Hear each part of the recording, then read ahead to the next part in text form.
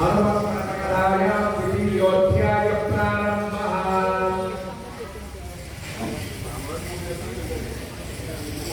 मरुत्वपृषयः सर्वे कलामन्यामलाभ्यः फलातरे रविना मैत्रेया यात्राश्चते। दूतुడు సౌనకాది మహామునులకి కలిగే ఓ మునులారా, శ్రీ పరాశరుడు మైత్రేయుడు చెప్పిన దాని వేరుపక్కన చెప్తున్నారు వినండి. మైత్రేయుడు చెప్తున్నాడు, ఓ పరాశర మహాముని, నీకే వెలువడి అధ్యాయంలో హనుమద్వ్రతమని చెప్పబడినది. పూర్వం ఎవరు దీన్ని చేసి ఫలము పొందిలో అక్కడ కూడా చెప్పబోతున్నారు అని చెప్పడిగాడు. పరాశరుడు చెప్తున్నాడు, దీనిని ప్రతిరోజు వినడం ద్వారా మానవుడు హనుమద్భక్తుడములో అతి పాపనాశన కలిగే కథను పలికించగలరు. పూర్వం చంద్రవంశములను ఉద్భవించిన వారు, ధర్మం అన్నింటినీ ఎరిగిన వారు, బంధుపూటితో కూడిన వారు, అహంకార రహితులకు రాజు సోమదత్తులకు మహనీయుడు ఒకడు ఉంటాడు. అతడు సత్యము మాట్లాడేవాడు, ఎల్లవేళ భగవంతుల విషయంలో నుండి ఆచారత లేనివాడు, అతిథి పూజానికి విజయగలవాడు, మంచివారిని పూజించేవాడు, పరాక్రమమైన వాడు, కలవరం లేనివాడు, సముద్రాన్ని వలలుగా గల భూమిని పాలించాడు. ఇతడు శత్రువులందరినీ నాశనం చేసుకునేవాడు. ఒకనాడు శత్రువులందరూ కూడి మాహిష్మీపురములకి సోమదత్తుడు వారిచే యుద్ధముల కాపాడిపబడదు. కొన్ని వేల అక్షోభణీల శిరతో 10,000 అక్షోభణీల ఏడుల సమూహంతో కూడిన వారి రణరంగమున 1,00,000 కోట్ల కాశ్మీర దేశీయులకు కుర్రములతో కూడిన వారితో ఆ సోమదత్తులకు సంకుల సమానం ఏర్పడింది. బంధము, చిల్లముల, కట్టములు, ఇనుప మొదలు గల బిల్లి మొదలు, ఆయుధములతో, రాళ్లతో, దేవరామ సంగ్రామం వలె ఆ యుద్ధం జరిగింది. ఇంకా ఏమని వర్ణించవచ్చు? శత్రువులకి జయింపబడిన వారి రాణి దీర్ఘకాల అంతఃపురం నుండి గార్గ్యమహాని ఆశ్రమానికి చేశారు.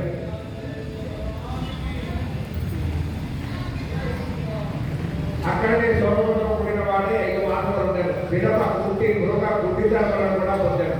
ధైర్యం కాదని భార్య రాజ్యపరుషులై మరలా ఇష్టములు పోతామని పతిని గుర్తి విచారించుకున్న వారిని గురించి యుద్ధములందు చనిపోయిన బిడ్డల విషయమై దుర్లభములకు సంపద, రాజ్యము, భోగముల విషయమై మాటి మాటికి ఓదార్చులని 4 శ్లోకములను చెప్పారు. ధైర్యం విపత్తౌ కర్తవ్యం తప్పత్తౌ చ క్షమాపణ వాచాలత్వం భావత్తే తత్వై శాస్త్ర పురస్కరం.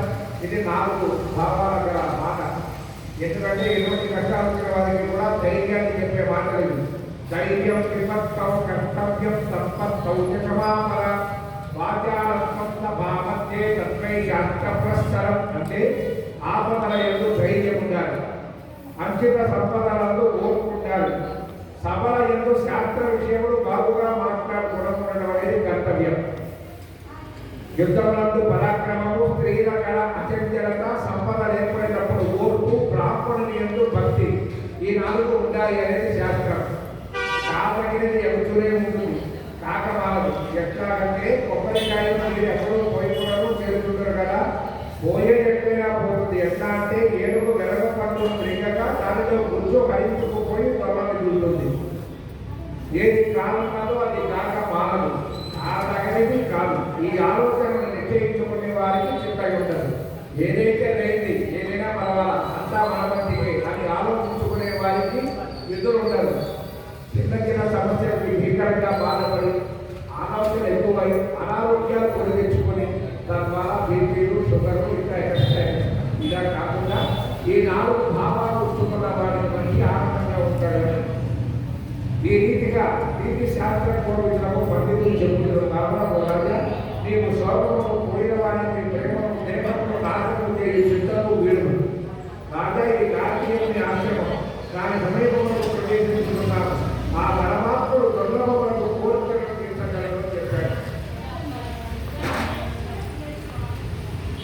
అని ఓరడించి పిడప రాష్ట్రంలో వీడిన వీరుడు అసత్యులై నడవలేని వారిని అతని భార్య గృహయందు భరించు పాపరహితము ఆ కార్యాశ్రమమును ఆమె చేశారు.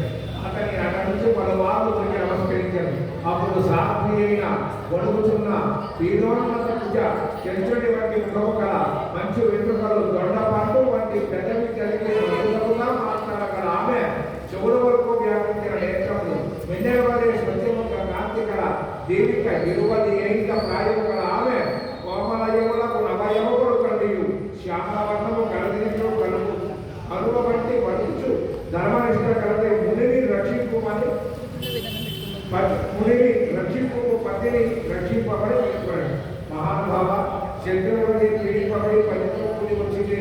ఈ రాజు రాజ్యం నుండి తొలగించబడిన వాడు మిమ్మల్ని శరణపొంది ఉన్నాడు.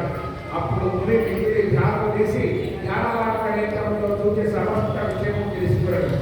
మునిసత్వములకు గర్భుడు రాణి ప్రియులకు రాజు గురించి చెప్పాడు. ఈ ఏర్పడిన కష్టము చాలా గొప్పది, లేని విద్యని సరిపడాలని దేని వలన ఈ ఏర్పడిందో చెప్పాడు. గతంలో విజయుని ఇక్కడ ఉత్తమ మంత్రముని బలిష్టింపలేదు.